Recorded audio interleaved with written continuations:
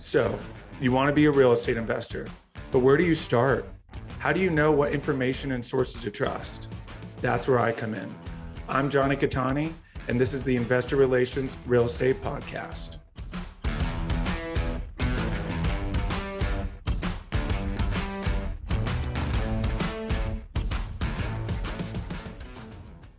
Hey guys, real quick, before we start, go to investwithcattani.com and download my free ebook, Is Commercial Real Estate Recession Proof?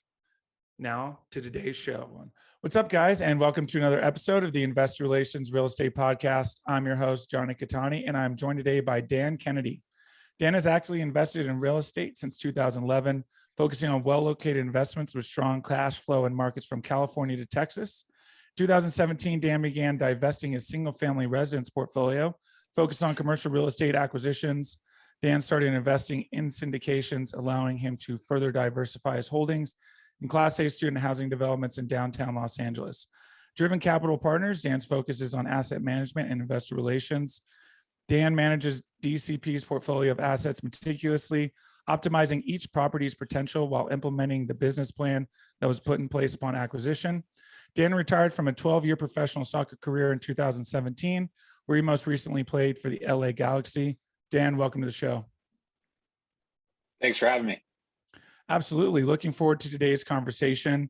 Before we jump into everything here, kind of take us to the beginning.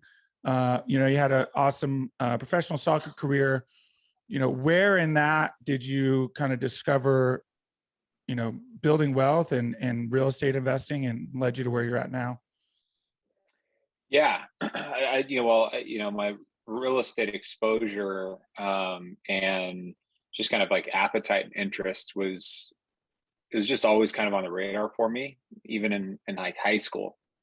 So I was started, in undergrad at UCSB while I was playing soccer there. I was reading books like Rich Dad, Poor Dad, and thinking about how I could go and start building wealth through investing in real estate. So, my soccer career just went really well at UCSB. I had the opportunity to play professionally. It was something I felt like I couldn't turn down. And it coincided with the Great Recession in 2008. So, I was 3 years into my professional career, not making much money playing soccer, but I had a job in which the financial worlds were crumbling. Real estate was getting absolutely pounded. And all my buddies that were employed out of college at places like Ernst & Young, really reputable jobs out of undergraduate school. And they were starting to lose their jobs. So I was like, well, at least I have a job playing soccer, and then my career marched on, and I started finding some success in 2009, and that afforded me a new contract. I was able to save some money, and I started buying real estate in 2010. So, from a timing perspective, I was very fortunate. You can't find the deals that today that were out there in 2010.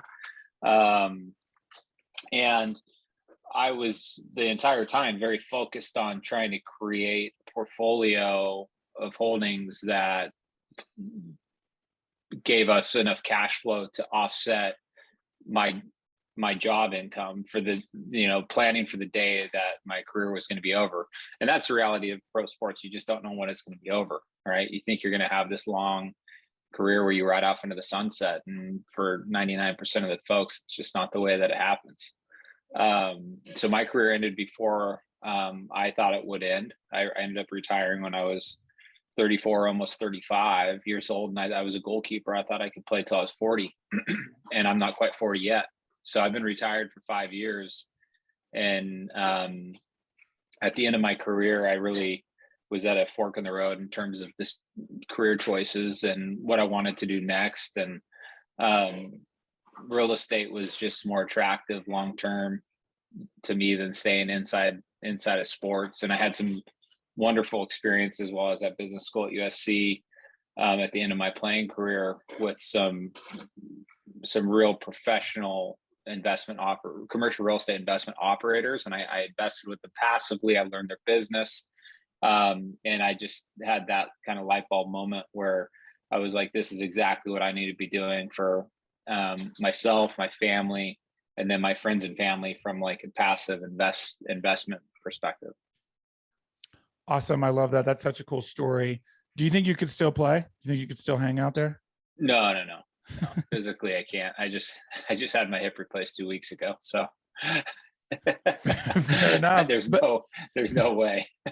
But how does it feel? That's just, I feel good, but that's just what happens. Your body, breaks down over time. That's why it's when you see the likes of Tom Brady doing what he's doing, or Aaron Rodgers, or even Tiger Woods after everything he's been through. You just have to tip your cap, and it helps me realize that I was never a special athlete.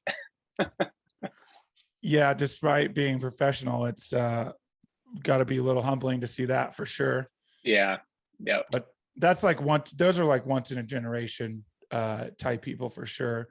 But one thing you touched on, which we kind of talked a little bit off camera, was, you never know how long your professional career is going to last. One thing I was talking about is how, seems like more professional athletes are starting to understand that and try to create some wealth or something for, when their career does end.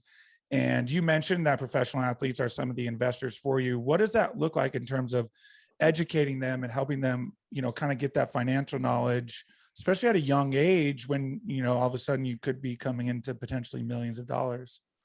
Yeah. And Major League Soccer is just starting to change, where it is common for players to be making over $1 million a year. When I came through the system, it wasn't necessarily the case. And in the other professional sports leagues, you have even higher wages, particularly the NBA, where you have a small group of people making a heck of a lot of money. And I think what's playing out in real time today is that most athletes are really conscious of going broke, because it's been a story that's been told so often. However, it's not easy going from making, great money, and then on the next day your career is over and you're making nothing. And what does that look like? Where do I go get another job? Is that entry level job somewhere that's not in sports? Well, then you're going to be paid entry level income. Is it something entrepreneurial where you're going to have to really allocate a bunch of the money that you've saved into a business? That's kind of what I've done, to build a business and try to build something that can afford you, some future incomes. That's a huge risk. It's a risk I was willing to take. Or can you, be savvy enough while you're earning that money to invest it in a way that when you retire, you still may need to get a job, but it's going to afford you the ability to kind of choose your job rather than take a job out of necessity. So that's kind of like what I focused on with the conversations that I'm having with folks. It's like, hey, ideally you play for another 7 years based on your age. That's instead of thinking about your contract situation as, hey, I only got 1 year left of my contract.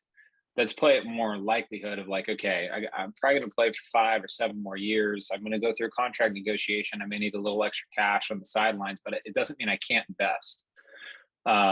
So that's, I think, a major disconnect between athletes in general and then the standard working Joe. Is the standard working Joe is prepared to work until he's 55 or she's 65 years old today. And when you're a pro athlete, you're like, man, I might only play till I'm 30. And so you have this very short-term mindset on every decision that you're making. And that is, short-term mindset conflicts directly with investing. If you're an investor, you have to have a very long-term mindset to de-risk whatever you're going out there and trying to achieve. So it's just trying to break down that barrier. And then in the end, I mean, it's your track record that tells the best story. And when you can share the successes that you or your company have had in investing, then people become really engaged. And once you have them, take the first step and invest with you, and you continue to perform well, then you've got an investor for life. Awesome. I love that. I appreciate that insight. And that's awesome that you're there and really, trying to kind of break that barrier and help them understand, because it is very important, like you said, whether you're a Joe or a professional athlete, to set yourself up, for success on the long term, and have that long-term approach, which can be very challenging even as you get older. Even in your 30s, you're like, 60 seems so far away, but it's coming, and it'll come fast. So Yeah, and I often use sports analogies in how I explain what we do. But you think about being an athlete and getting fit enough to go play in a professional game. You don't just go work out one day as hard as you can, and then you're fit and you go. This happens over a very long period of time, and it's incremental growth. It's the same thing with investing. It's step by step. It should never be, I'm going to go be all in on this one investment and this is going to make or break me. It should be of the perspective of, no, I have an investment strategy. And in 2022, I'm going to try to put this much money to work in commercial real estate. And I hope to do it in 5 or 6 deals. The most brilliant thing about the structure of syndication for any investor is that they have no debt liability. They do not have to qualify for a loan. They have no managerial responsibilities. It's completely passive. So when you think about scale and we think about our time, what I want is for somebody who's great at managing a portfolio of equities to manage my money, because it's not what I'm focused on. And that's going to allow me to scale. What we do for our friends and family is we allow them to scale high quality commercial real estate investments by taking all the legwork out of it. It's a huge value proposition for them. yeah, absolutely. And so kind of touch on what it looks like from your side in terms of education. Your big thing is asset management and investor relations. On the investor relations side, helping educate people as to what a syndication even is, and how it works, and why that passiveness and that scalability is so important.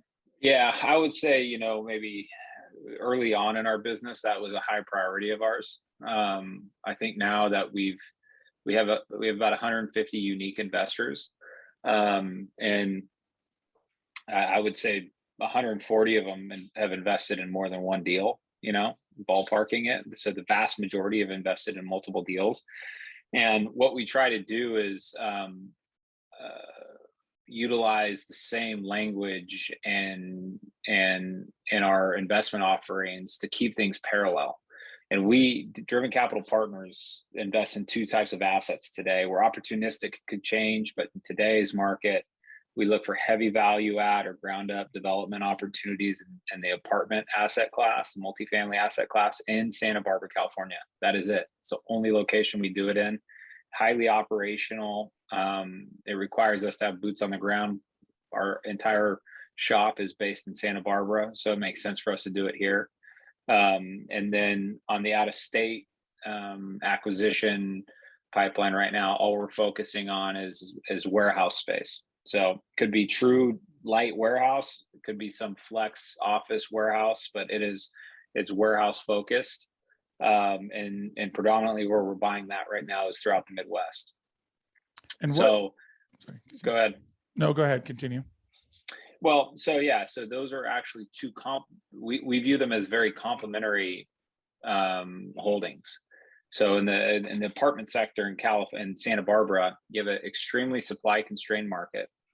It is an absolute A+ location, one of the nicest places to live in North America. And what we try to do is acquire properties that haven't been well managed for 20, 30, 40 years, but are in ideal locations. And then we'll substantially renovate them.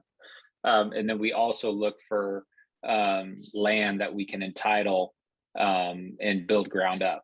But those are what we call force equity plays. We're repositioning assets. It takes years to permit, relocate tenants if it's a occupied building, and then execute our construction and then lease up. And so during that 2 years of repositioning, there's no cash flow to distribute, but we changed the way the property functions so dramatically that the properties are often worth 2 times as much as we bought them for. So we've created all kinds of equity for the investors. So those are really nice yielding deals in our portfolio. And then on the out-of-state warehouse, what we're focused on is yield, is passive income. So if you put $100,000 into to work in one of our industrial deals, what you can expect is anywhere from 6 to 8% in annual distributions and cash into your account as we hold on to the asset. And then over time, the tenants pay down the loan, and the leases are growing anywhere from 2 to 3.5% organically. So the property just continues to improve in its cash flow. And we're always waiting for a moment in time in which there's a lease expiration, and then it's time to negotiate. And what we focus on is buying properties that have leases in place that we believe are 30, 40% below market. So in 5 years, when that lease expires, we get to sit down with the tenant and say, hey, clearly you've been paying under market rent. It's not our intention to mark you up all the way up to market, but we need to find some ground somewhere in the middle. And then that allows the property to also grow its equity valuation. Awesome. I love that. That's a really, really incredible strategy. You mentioned that there are 2 complementary asset classes. What about them, in your perspective, makes them complementary? Yeah, well, first of all, we have geographic diversification. So we own properties in Santa Barbara. We just sold one in Boise. We're no longer in Idaho. We own in Minneapolis. We own in Milwaukee. We own in Indianapolis. We own in St. Louis. We own in Huntsville, Alabama. So we have geographic diversification, which is great in itself. Then we have asset class diversification. We talked about the apartments and the warehouses. The apartments, remember, they're the forced equity play. These are not yielding investments for our investors, at least not during the repositioning phases. But we can force a lot of value by changing the way that they operate. The industrial warehouses are all focused on passive income. So imagine, you're focusing on, hey, I need to get to the point where I can retire. I need 120 grand a year in passive income. Then we can pretty easily back our way into how much money you need to put to work in order to achieve that 120 grand a year in passive income through our industrial warehouse investments. So that's why they're complementary. One is no passive income, but a higher return profile. And then you have the passive income sector. And then they're the 2 from an asset class perspective. When you look at the historical recessions that the United States has seen, 2 of the safest asset classes in commercial real estate have been apartments and industrial warehouses. And one, apartments by design, people need a place to live. They need a roof over their head, and right now we're in a market where housing prices are just going through the roof. And so there's actually a larger cohort of people that need rental housing because of it. And then when markets bust, and cyclically they change, you have people that move out of homes and they move into apartments. So you get pressure on both ends of the spectrum. That's why they're so insulated. And on the warehouse side, it is the cheapest real estate to lease. Think about that. For businesses, oftentimes when we underwrite, we're underwriting the property, but we're really underwriting the tenant that is in the building and trying to understand their business and how viable they are to occupy that space for whatever duration their lease is. Those tenants are often generating gross incomes that, when you compare them to the lease rate annually, the lease is like 2 to 4% of their gross income. So a very low expense line item. And by design, those are mission critical locations for these companies. They have to manufacture some product out of these spaces that is critical to their business, and they can't do it from home. So we love the affordability of the spaces that we own. And when we look around the marketplace of what lease rates are, it's not our intention to be top market, because we want to be very competitive when it's time to come to negotiate, and we want to be able to offer our tenants a good deal to stay and give us term and give us security. Awesome. I love that. That's really, really great insight. That's really well articulated in terms of why they're so complementary from an asset class standpoint. And I love that. I'm more of a self-storage, but I have the same philosophy where we're developing here in Salt Lake, but at the same time, we're looking to acquire undervalued properties so that we can give cash flow right away and also get cash flow right away for our investors. But the yield, of course, in the development is there. And it's easy to understand why that makes sense. But we're not developing in California. I know there's a ton of red tape. What was it about, why were you guys willing to take all of that on, rent controls and all these different things that go into, being an operator there as opposed to some of these other markets? Well, we've owned apartments in other markets, but apartments are they're they're a management intensive operation. And so, if I own apartments in Huntsville, Alabama, which we've owned before, we were traveling there almost quarterly to make sure things were operating per what our property manager was saying. And it was a great investment, great return, but we understand the laws in California and there is rent control. But today that rent control allows you to push rents 9% annually. 9% annually. I mean, if you can push rents harder than that anywhere, you're clearly hitting a home run. But if you can push rents 9% annually, you're in fine position as a property owner. This market is highly inefficient. Understand that. That's what we are exploiting, is the inefficiencies in this local marketplace. We purchased last year an 8-unit apartment complex for $2.4 million across town. Right now, there's an 8-unit apartment complex being marketed for $8 million. Jeez. Yeah. And they're both they're similar products, honestly, but one has been completely ran into the ground by the previous owner, completely ran into the ground. It needs new everything. That's the one we bought. The other one has been completely redone. Beautiful. It's still a 1960s built building, but it's achieving a completely different net operating income because of it. And so the valuation's more. So that's, we think of this market as being highly inefficient, and we are highly specialized. And so we can go out and be very dangerous and how we pursue opportunities in town. California has red tape, absolutely. But that drives up the barrier to entry. And so, again, if in Texas, you want to go build something, no problem, throw it up. You can do it. Piece of cake. Competition is so heavy there. And every single deal you do, 2015, it wasn't so much, but today it's all institutional capital.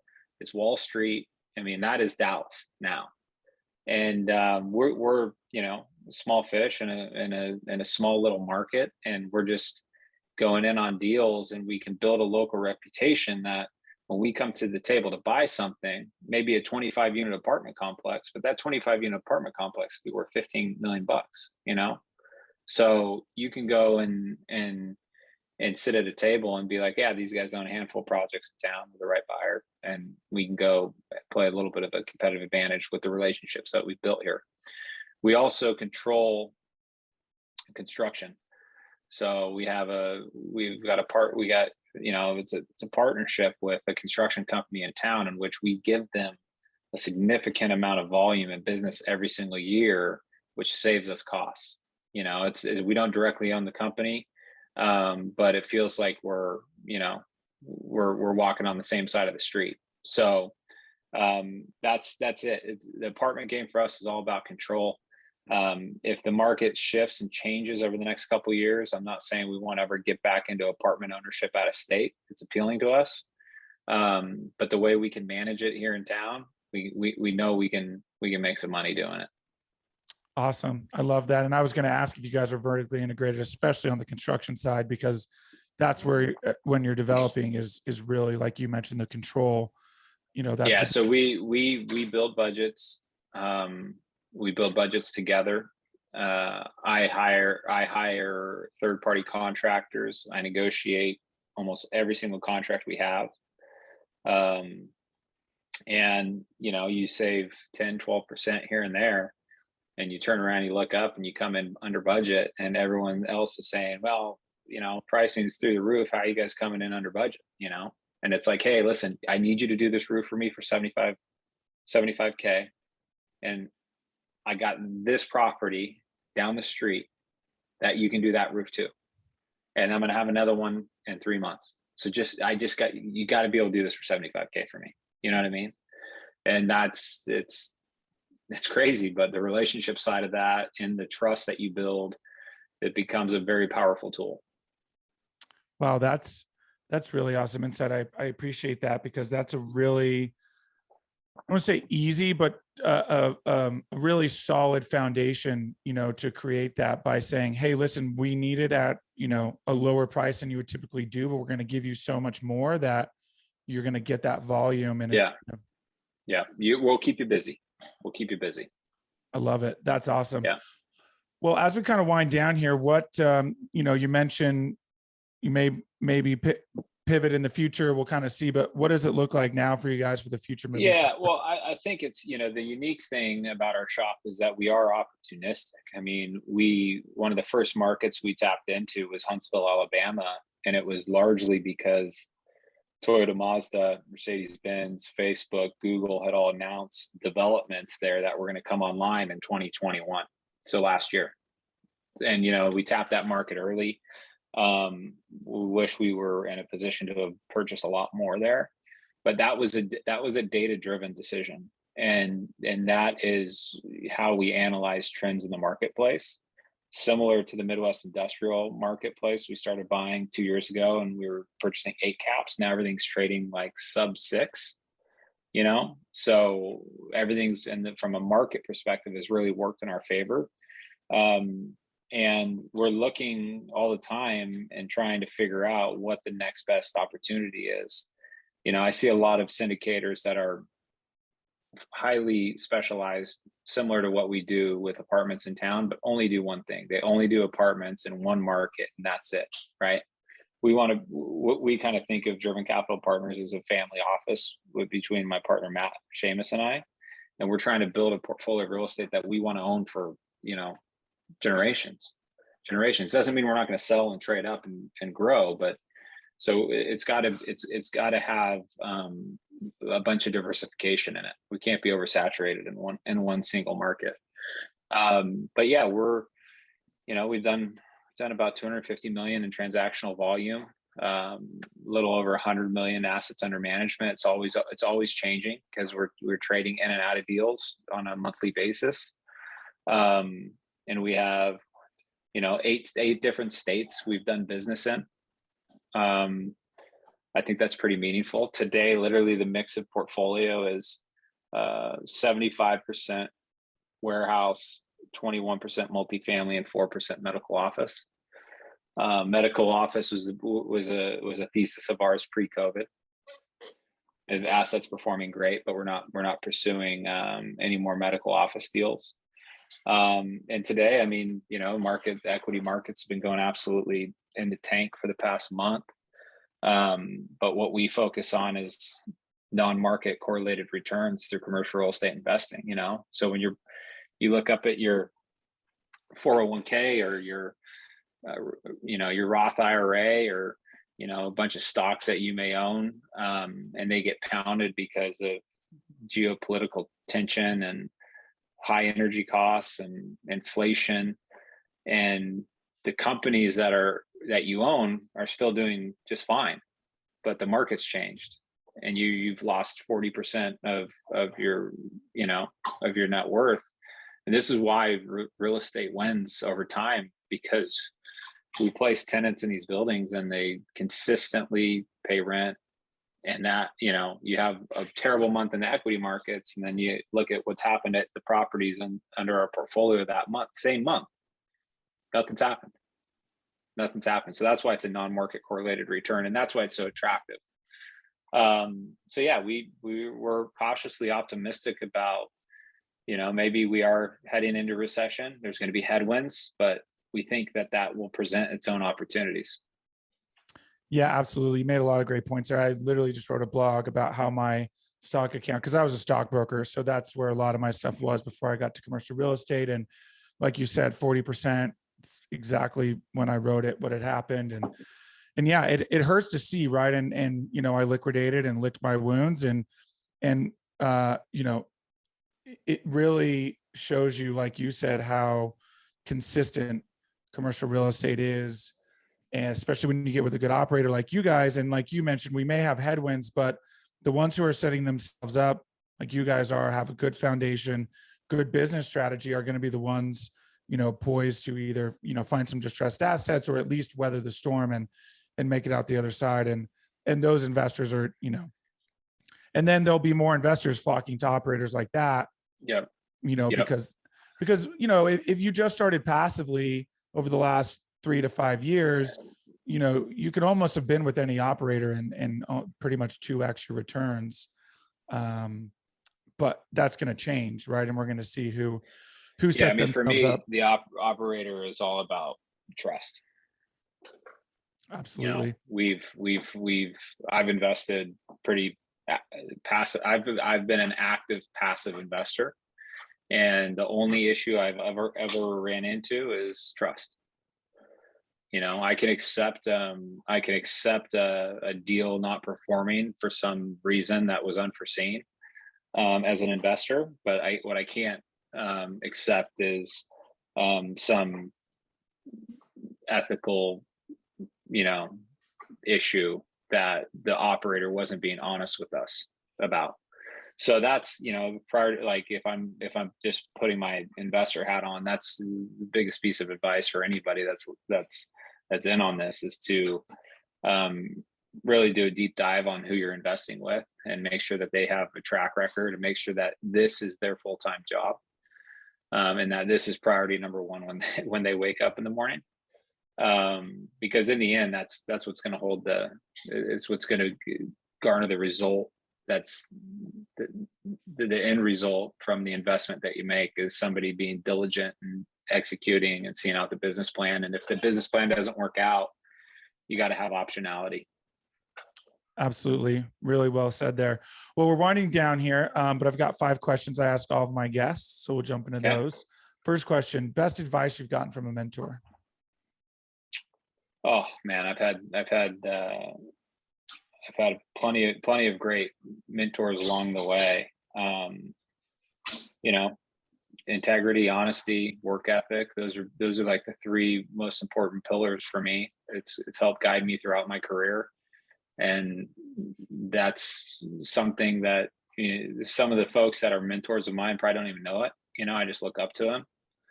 But that's what I see from them. And that leadership style kind of just filters off on other people that are around you. And that's the fun thing about what we do. We get to touch so many people. Our company's small, but we deal with property managers, attorneys, brokers,